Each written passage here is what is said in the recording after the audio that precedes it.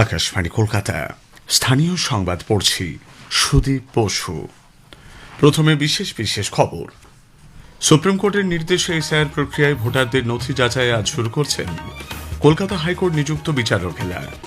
তাদের কার্যপদ্ধতি নিয়ে আজও ভার্চুয়াল বৈঠক করবেন হাইকোর্টের প্রধান বিচারপতি। আসন্ন বিধানসভা নির্বাচনে কেন্দ্রীয় বাহিনী মোতায়েন সহ বিভিন্ন বিষয়ে আলোচনার জন্য আজ উচ্চ পর্যায়ের বৈঠকে বসছে মুখ্য নির্বাচনী আধিকারিকের দপ্তর।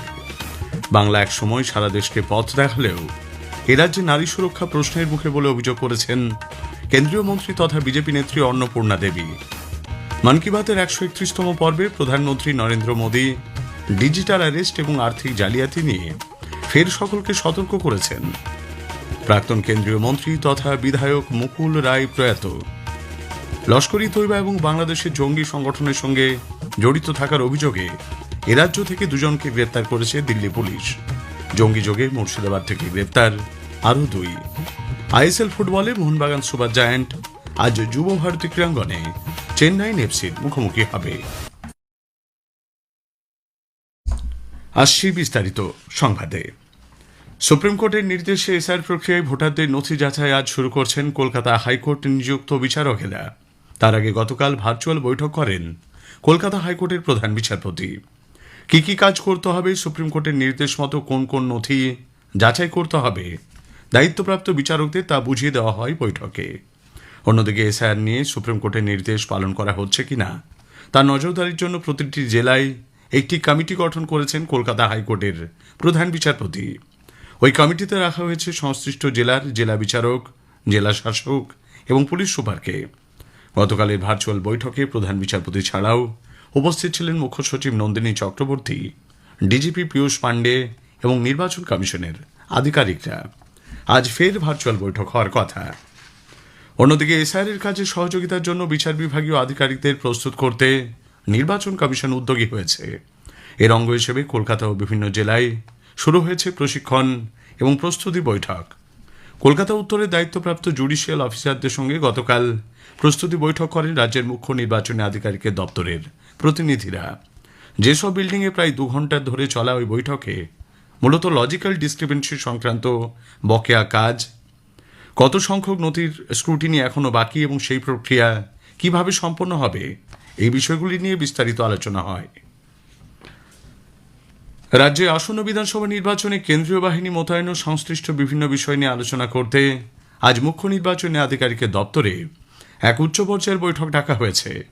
বৈঠকে উপস্থিত থাকবেন বিশেষ পর্যবেক্ষক NK মিশ্র, রাজ্যের মুখ্য নির্বাচনী আধিকারিক মনোজ কুমার আগরওয়াল সহ দপ্তরের উচ্চ পদস্থ আধিকারিকরা। রাজ্য পুলিশের ডিজি, কলকাতা পুলিশ কমিশনার, রাজ্য পুলিশের নোডাল অফিসার, কেন্দ্রীয় বাহিনীর নোডাল অফিসাররাও বৈঠকে যোগ দেবেন। এসআইআর প্রক্রিয়া সঠিকভাবে সম্পন্ন করার পরেই রাজ্যে ভোটের দিনক্ষণ প্রকাশের দাবি জানিয়েছে বিজেপি। গতকাল সাংবাদিকদের কাছে বিজেপির রাজ্য সভাপতি সমীর ভট্টাচার্য বলেন, বিচার বিভাগ যেভাবে এসআইআর হস্তক্ষেপ করতে বাধ্য হয়েছে তা রাজ্যের পক্ষে লজ্জার। সম্পূর্ণ নির্বাচন কমিশনের বিষয় আমাদের কিছু বলার নেই। আমরা চাই নো এসআইআর নো ভোট। আমাদের ফর্ম 7 যেগুলোকে জ্বালিয়ে দেওয়া হয়েছে, কেড়ে নেওয়া হয়েছে, বাজেয়াপ্ত করা হয়েছে, সেগুলোকে নিতে হবে। এটা দুর্ভাগ্যের যে পশ্চিমবঙ্গে এসআইআর করবার জন্য শেষ পর্যন্ত আইনের দরজায় পৌঁছতে হলো এবং সেখানে জেলা জজের হস্তক্ষেপের প্রয়োজন হচ্ছে। এটা সার্বিকভাবে পশ্চিমবঙ্গের লজ্জা, কারণ এই পরিস্থিতি তৃণমূল কংগ্রেস তৈরি। নারীদের সুরক্ষার জন্য বাংলায় বিজেপি সরকার গড়ে তোলা প্রয়োজন বলে দলের নেত্রী এবং কেন্দ্রীয় মন্ত্রী অন্নপূর্ণা দেবী দাবি করেছেন। কলকাতায় গতকাল বিজেপির মহিলা সম্মেলনে তিনি অভিযোগ করেন যে বাংলা একসময় সারা দেশকে পথ দেখাত, সেই বাংলায় আজ নারী সুরক্ষার বিষয়টি প্রশ্নচিহ্নের মুখে। সম্মেলনে উপস্থিত দিল্লির মুখ্যমন্ত্রী রেখা গুপ্তা রাজ্যে বিজেপি সরকার গড়ে তুলতে মহিলাদেরকে এগিয়ে আসার আহ্বান জানান। আরজি কর, দুর্গাপুর সহ বিভিন্ন ঘটনার উল্লেখ করে শ্রীমতী গুপ্তা জানান, মুখ্যমন্ত্রী অপরাধীদের শাস্তি দেওয়ার পরিবর্তে নির্যাতিতাকে অসম্মান করছেন। বিরোধী দলনেতা শুভেন্দু অধিকারী বলেন, প্রধানমন্ত্রী নারী শক্তিকে 1/3 সংরক্ষণের ব্যবস্থা করেছেন। 2023 সালের ডিসেম্বর মাসে নরেন্দ্র মোদীজি লোকসভা এবং বিধানসভায় 2টি কক্ষে সংবিধান সংশোধন করে নারী শক্তিকে 1/3 সংরক্ষণ পাইয়ে দিয়েছেন, যেটা আমাদের কাছে একটি যুগান্তকারী সিদ্ধান্ত। আগামী 2029 সাল থেকে লোকসভা এবং বিধানসভা নির্বাচনে আপনারা 1/3 মহিলা পার্লামেন্টে এবং অ্যাসেম্বলিতে যাবেন। এটা সম্ভব হয়েছে, মোদিজি হ্যায় তো মুমকিন হ্যায়।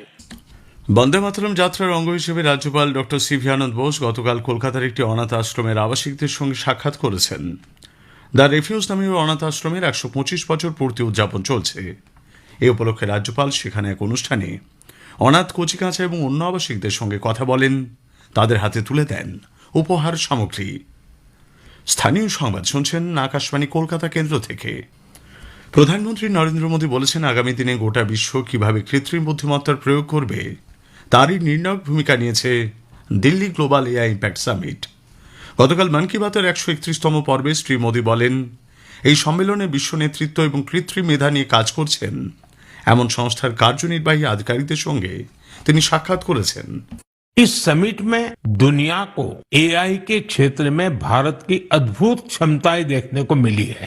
इस दौरान भारत ने 3 made in India AI model भी लॉन्च किए। ये अपने आप में अब तक की सबसे बड़ी एआई समिट रही है। প্রধানমন্ত্রী ডিজিটাল অ্যারেস্ট এবং আর্থিক জালিয়াতি নিয়ে ফের সকলকে সতর্ক করে দিয়েছেন।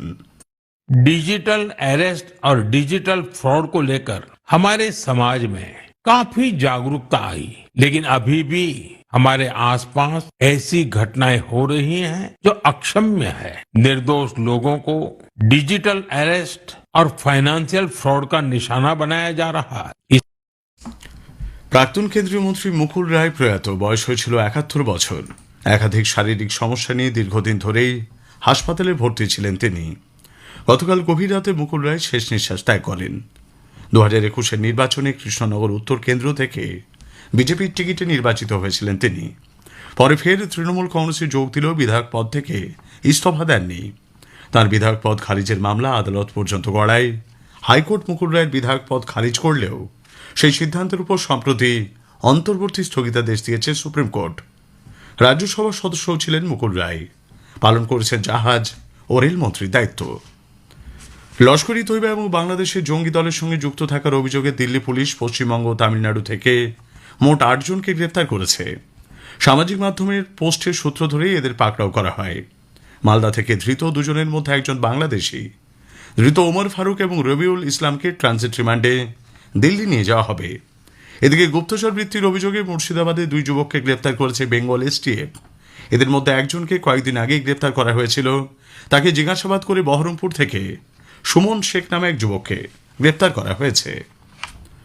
আইএসএল ফুটবলে আজ মোহনবাগান সুপার জায়ান্ট চেন্নাইন এফসির মুখোমুখি হবে। যুব ভারতীতে খেলা শুরু হবে সন্ধ্যে 7:30টায়। শেষ করার আগে স্থানীয় সংবাদের বিশেষ কিছু অংশ আরও একবার। সুপ্রিম কোর্টের নির্দেশে এসআইআর প্রক্রিয়ায় ভোটারদের নথি যাচাই আজ শুরু করছেন কলকাতা হাইকোর্ট নিযুক্ত বিচারকেরা। আসন্ন বিধানসভা নির্বাচনে কেন্দ্রীয় বাহিনী মোতায়েন সহ বিভিন্ন বিষয়ে আলোচনার জন্য আজ উচ্চ পর্যায়ের বৈঠক করবে মুখ্য নির্বাচনী আধিকারিকের দপ্তর। প্রাক্তন কেন্দ্রীয় মন্ত্রী তথা বিধায়ক মুকুল রায় প্রয়াত। স্থানীয় সংবাদ শেষ হল। আকাশবাণী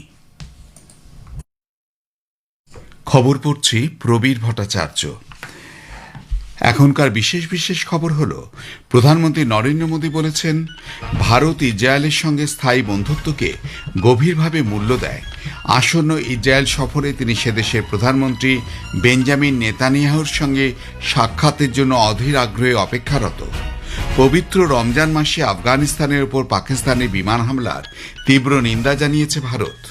কেন্দ্রীয় স্বাস্থ্য পরিবার মন্ত্রক জানিয়েছে, অঙ্গদান এবং অঙ্গ প্রতিস্থাপনের ক্ষেত্রে ভারত উল্লেখযোগ্য মাইলফলক অতিক্রম করেছে। দেশের প্রথম গভর্নর জেনারেল সি রাজা গোপালাচারী মূর্তি স্থাপন উপলক্ষে আজ রাষ্ট্রপতি ভবনে রাজাজি উৎসব উদযাপন করা হবে। মহারাষ্ট্র সরকার রাজ্যের উপমুখ্যমন্ত্রী অজিত পাওয়ারের মৃত্যুর ঘটনার সিবিআই তদন্ত চেয়ে কেন্দ্রীয় স্বরাষ্ট্রমন্ত্রী অমিত শাহকে অনুরোধ জানিয়েছে।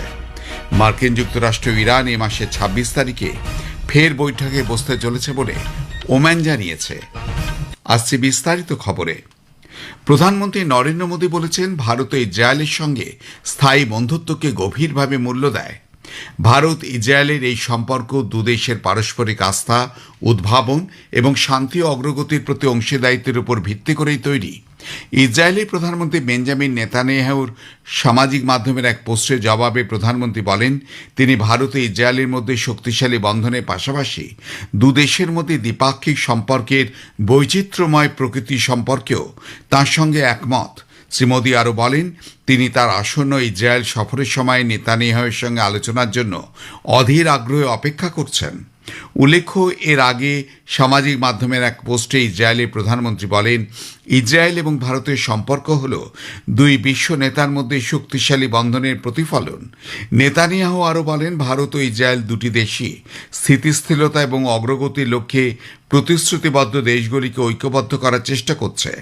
কৃত্রিম বুদ্ধিমত্তা থেকে শুরু করে আঞ্চলিক সহযোগিতা, প্রতিটি ক্ষেত্রে দু দেশের মধ্যে অংশীদারিত্ব প্রতিদিন নতুন উচ্চতায় পৌঁছে চলেছে বলেও তিনি মন্তব্য করেন।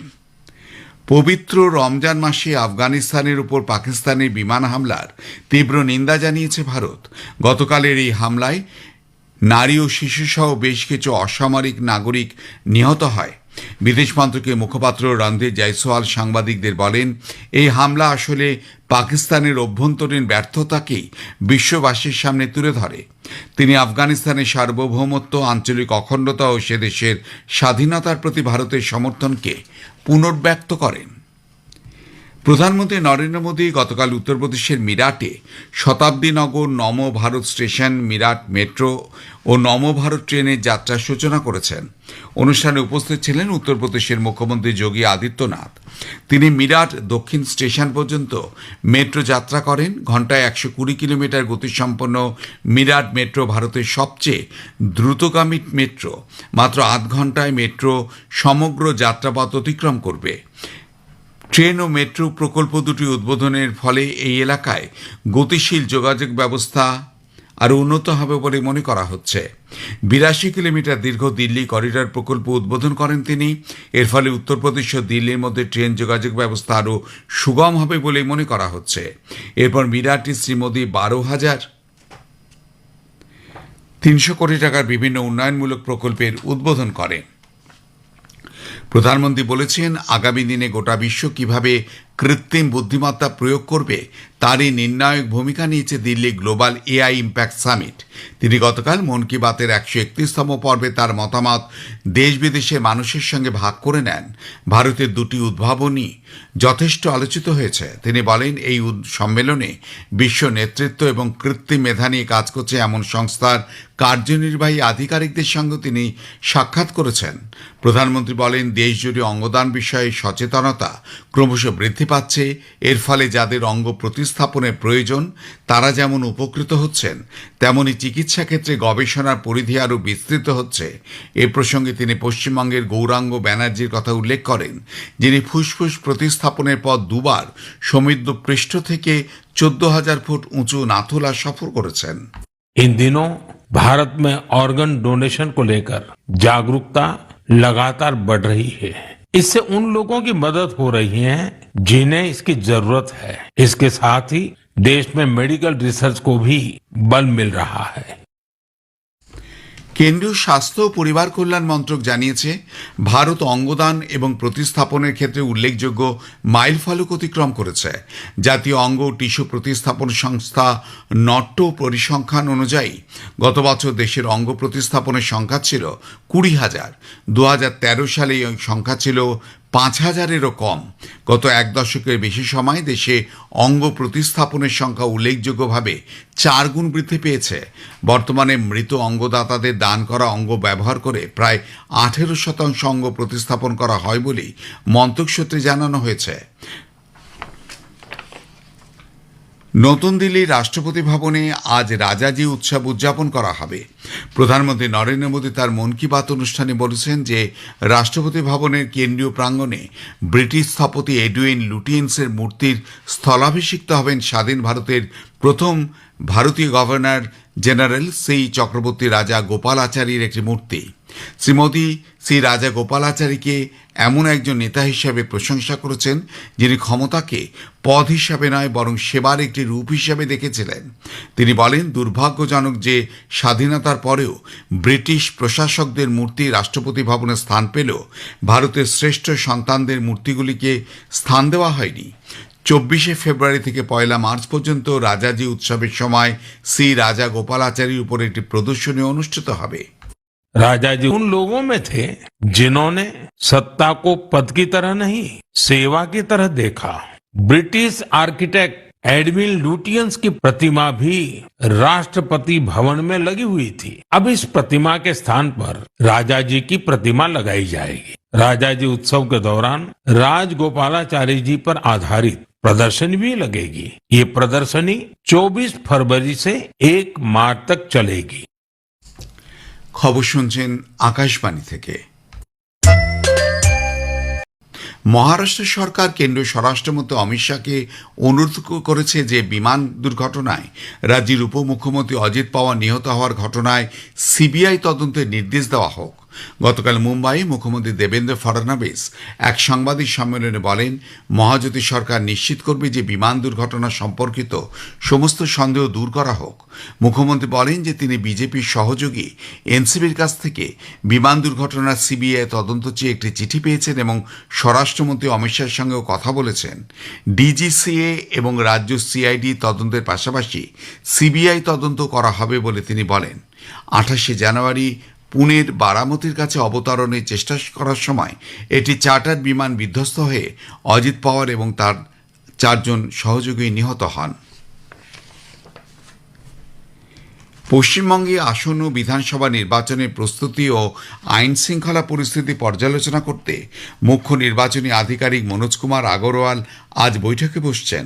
রাজ্যের মুখ্য নির্বাচনী আধিকারিকের দপ্তর বিকেল 5টায় আয়োজিত এই বৈঠকে এ রাজ্যের জন্য নিয়োজিত স্পেশাল অবজারভার এন.কে. মিশ্র, রাজ্য পুলিশের ভারপ্রাপ্ত মহানির্দেশক পীযূষ পাণ্ডে, কলকাতা নগরপাল সুপ্রতিম সরকার, রাজ্য পুলিশের আইন শৃঙ্খলা বিভাগের এডিজি বিনীত গোয়েল, রাজ্য পুলিশের নোডাল অফিসার আনন্দ কুমার, সিআরপিএফের এ রাজ্যের আইজি সঞ্জয় যাদব, অতিরিক্ত মুখ্য নির্বাচনী আধিকারিক অরিন্দম নিয়োগী এবং যুগ্ম অতিরিক্ত মুখ্য নির্বাচনী আধিকারিক আইন শৃঙ্খলা অর্ণব চট্টোপাধ্যায় বৈঠকে উপস্থিত থাকবেন।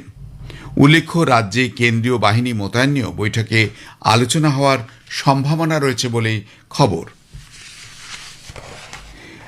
মার্কিন সিক্রেট সার্ভিস জানিয়েছে যে তারা ফ্লোরিডার পাম বিচে অবস্থিত মার্কিন রাষ্ট্রপতি ডোনাল্ড ট্রাম্পের মারে-লাগো বাসভবনের সীমানা লঙ্ঘনকারী এক সশস্ত্র ব্যক্তিকে গুলি করে হত্যা করেছে। তবে রাষ্ট্রপতি ট্রাম্প এবং ফার্স্ট লেডি মেলানিয়া ট্রাম্প সেই সময় ওয়াশিংটনের হোয়াইট হাউসে ছিলেন। উত্তর ক্যালিফোর্নিয়ার ক্যামেরনের বাসিন্দা 21 বছর বয়সী অস্টিন টকার মার্টিন নামে ওই ব্যক্তি অন্য একটি গাড়ি বেরিয়ে যাওয়ার সময় উত্তর গেটে গাড়ি চালিয়ে প্রবেশ করে। তার হাতে একটি শটগান এবং একটি গ্যাস ক্যান ছিল। সেই সময় 2 সিক্রেট সার্ভিস এজেন্ট এবং পাম বিচ কাউন্টির ডেপুটি শেরিফের মুখোমুখি হলে গুলিবিদ্ধ হয়ে সে প্রাণ হারায়। তেহরানের পারমাণবিক কর্মসূচি নিয়ে 2 দেশের মধ্যে উত্তেজনা ক্রমশ বৃদ্ধি পাওয়ায় চলতি মাসের 26 তারিখে জেনেভায় মার্কিন যুক্তরাষ্ট্র এবং ইরান ফের আলোচনায় বসবে। ওমানে বিদেশমন্ত্রী বদর আল বুসাইদি বিষয়টি নিশ্চিত করে বলেন, তেহরান এই পর্যায়ে কেবল পারমাণবিক বিষয় নিয়ে আলোচনা করবে, 2 দেশ একটি সমাধানে পৌঁছতে পারবে বলেও আশা প্রকাশ করেন তিনি। শেষ করবার আগে খবরে বিশেষ কিছু অংশ আরেকবার। প্রধানমন্ত্রী নরেন্দ্র মোদী বলেছেন, ভারত ইসরায়েলের সঙ্গে স্থায়ী বন্ধুত্বকে গভীরভাবে মূল্য দেয়। আসন্ন ইসরায়েল সফরে তিনি সে দেশের প্রধানমন্ত্রী বেঞ্জামিন নেতানিয়াহুর সঙ্গে সাক্ষাতের জন্য অধীর আগ্রহে অপেক্ষারত। খবর শেষ হলো।